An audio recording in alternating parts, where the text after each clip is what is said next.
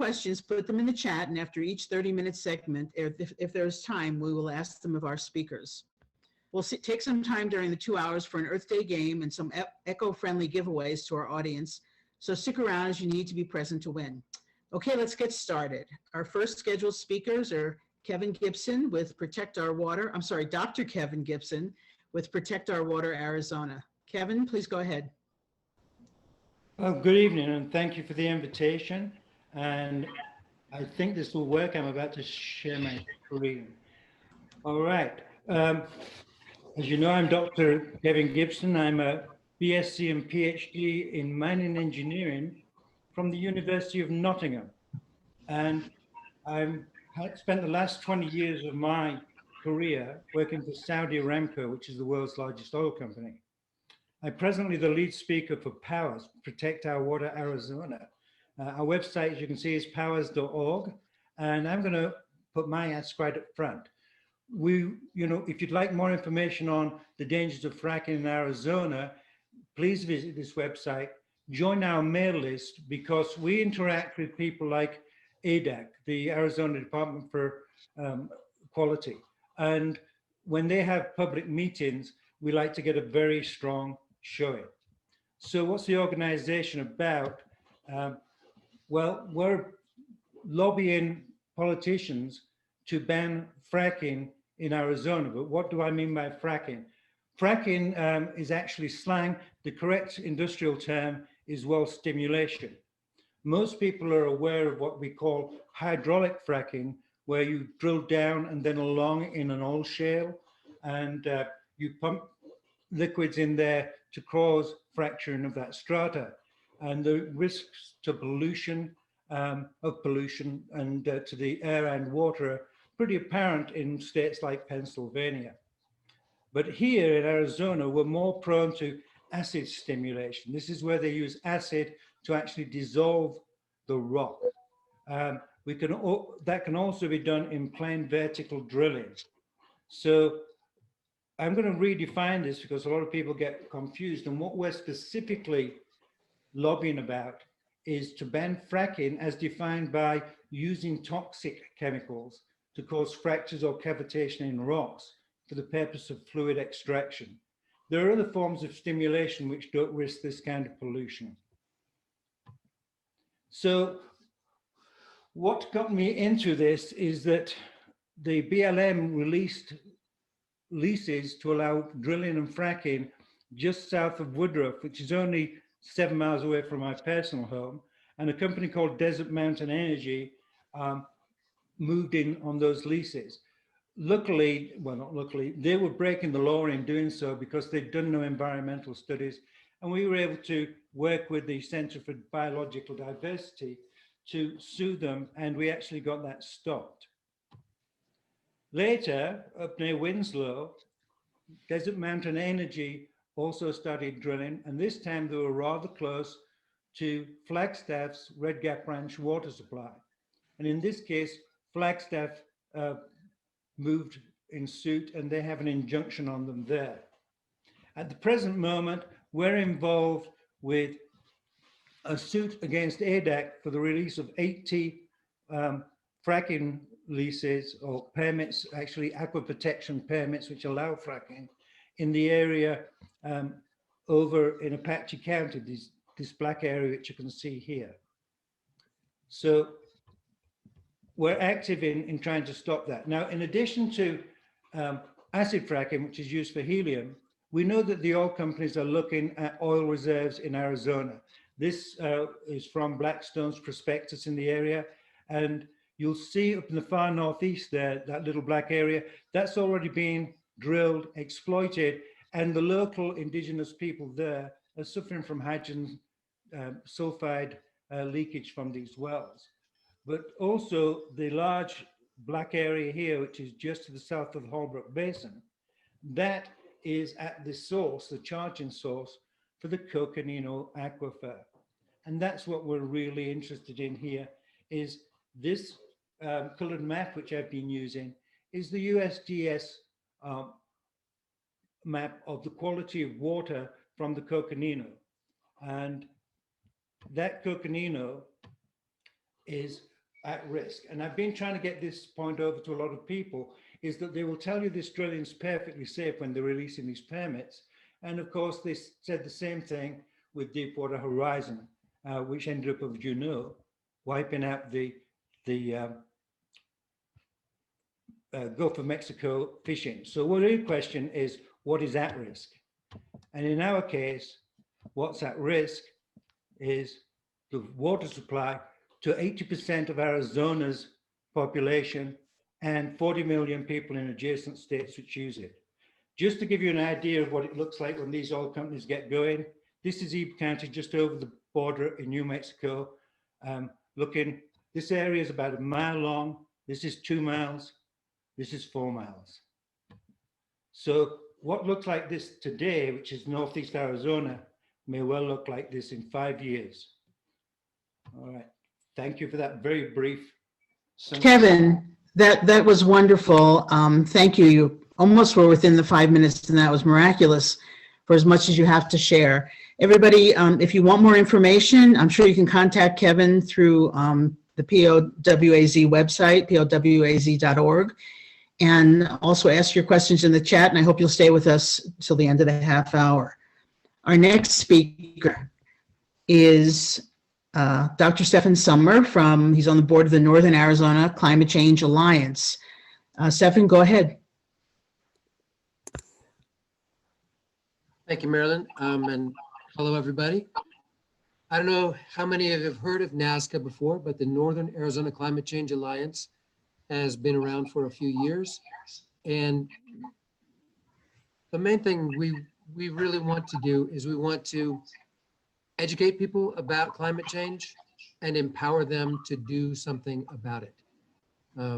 So remember nothing else.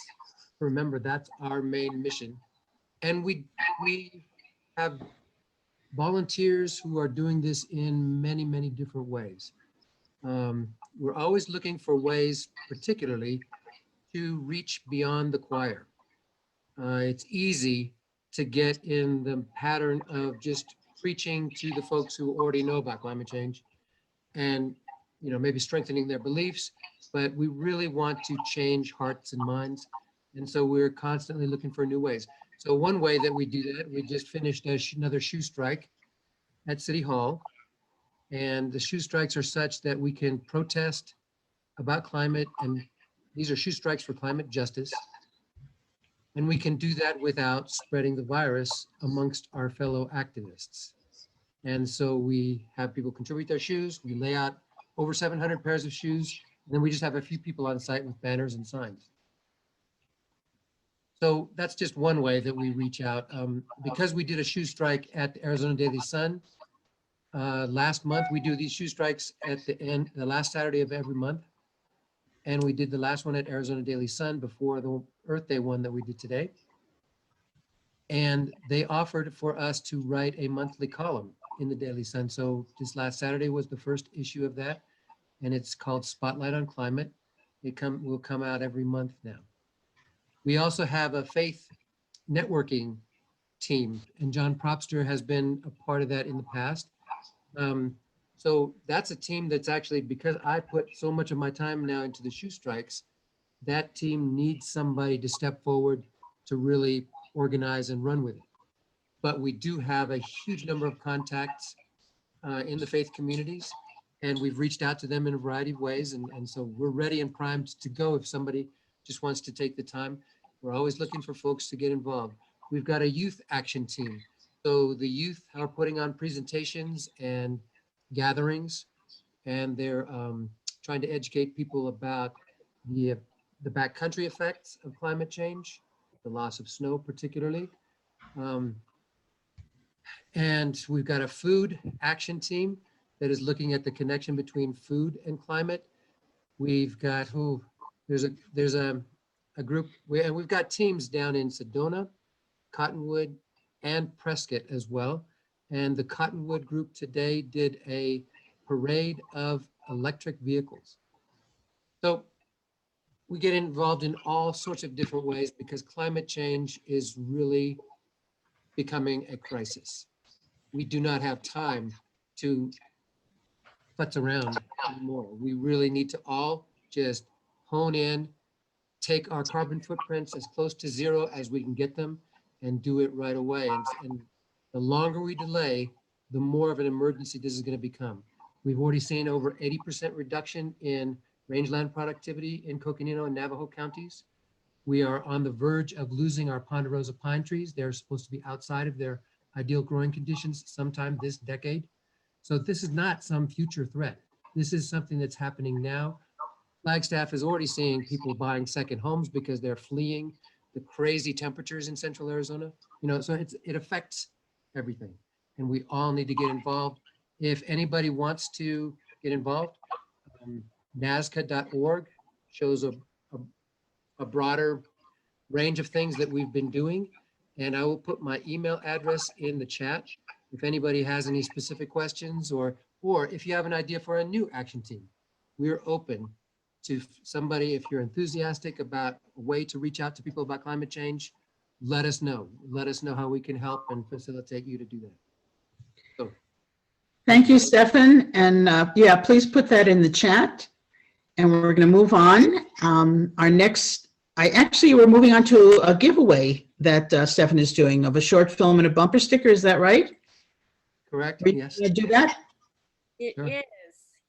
Stefan very generously gave me a little DVD film and a bumper sticker today. And Stefan, if you want to spend like 20 seconds telling us what the film's about, and we'll do a giveaway. Well, I don't know if you all know Fossil Creek, but Fossil Creek is just south of us along the Mogollon Rim. And there's a story about how it was brought to be conserved. And so we did a film about it called A River Reborn, The Restoration of Fossil Creek. And that's what's on the DVD. It's narrated by Ted Danson, who's a local boy. He grew up when his father was director of the Museum of Northern Arizona. So he was eager to do this. And it's also a good bit of interesting history about Central Arizona. Perfect. And how the main thing, though, in this film is that people can come together and collaborate even in the face of extreme environmental conflict. So that's really what the story of Fossil Creek is about. How Great. it initially was not going to come together, but then it did. And I have done a random name draw, and Lena Wallen has won this DVD. Congratulations, Lena. And how can Lena should just contact you, Aubrey? You should. I have Lena's contact information. So. Okay, great. Thank you. All right. Our next speaker is, I think it goes by DC. Am I right, DC? DC Alatorre with the Flagstaff Sustainability section. Take it away. Great, thank you. Can I confirm I'm sharing? Yes, you are. Perfect. Well, thank you so much for having me. My name is Ramon DC Alatorre. I am with the City of Flagstaff and the Sustainability section specifically. Our big project for the last year or so has been to work on the climate emergency declaration that was brought forward by the community. And in that effort, we've been developing the draft carbon neutrality plan. And so just here to talk a little bit about that and let you all know some ways you can get involved or stay involved, because I know a lot of you have been. I'll do like Kevin and put my ask right up front. If you go to this website, www.flagstaff.az.gov/climate, their first 3 links here on the page will allow you to go see the draft carbon neutrality plan. To learn more by going to the open house website. There are 22 videos, many of them from community members, not so much from staff, kind of telling the whole story.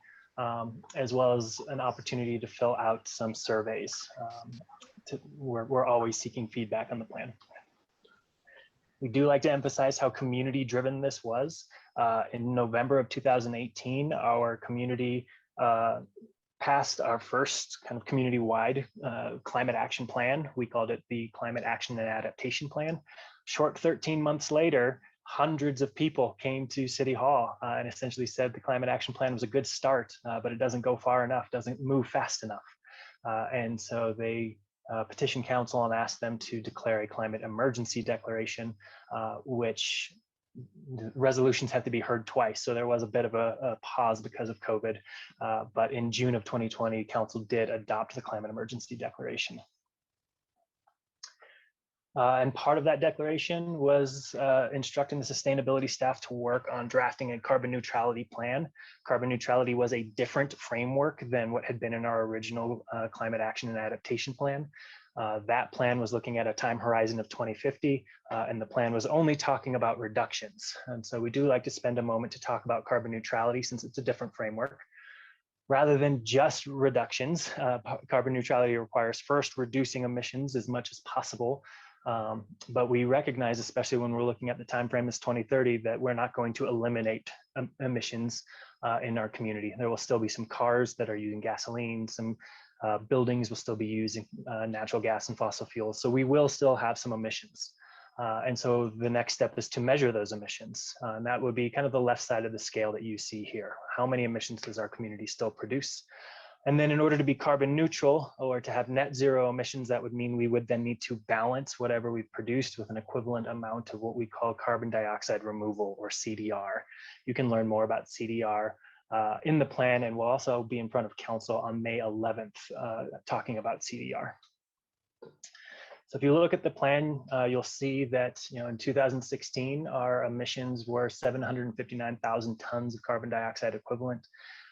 We don't have a lot of time. Like I said, we're not going to be able to eliminate emissions. So the plan envisions significant work, but that we will still have about 471,000 tons of carbon of emissions remaining by 2030. And so that would mean, using this framework of carbon neutrality, that if we have 471,000 tons, that we're going to have a carbon dioxide removal obligation of 471,000 tons. So this is a big plan moving fast. And so we do like to highlight just a couple of the things that we envision to be able to go down to 471,000. This will come at you fast, but there's a couple of things anticipating trying to maintain our vehicle miles traveled levels. We are expecting population to grow. If we can hold steady for the next 10 years, that would be a big change from what we've done historically. We would expect a lot of renewable energy deployment, and also a massive amount of building energy efficiency work, as well as electrification.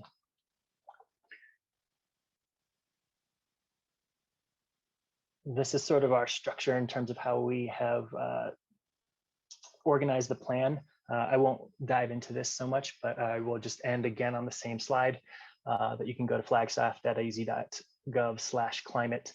We will be in front of council, so that would perhaps be the second ask. Council needs to hear from us either during the meeting. There are ways to be able to call in before the meeting, writing in.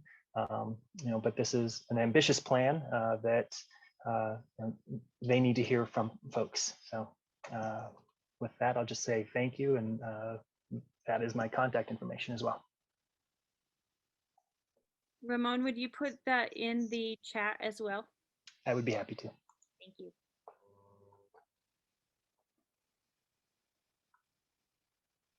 Marilyn, you're on mute. Sorry.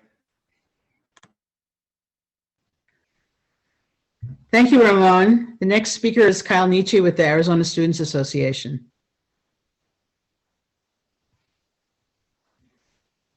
All right, awesome. Thanks so much for the opportunity to be here today and share a little organization I've been working with for the last couple of years.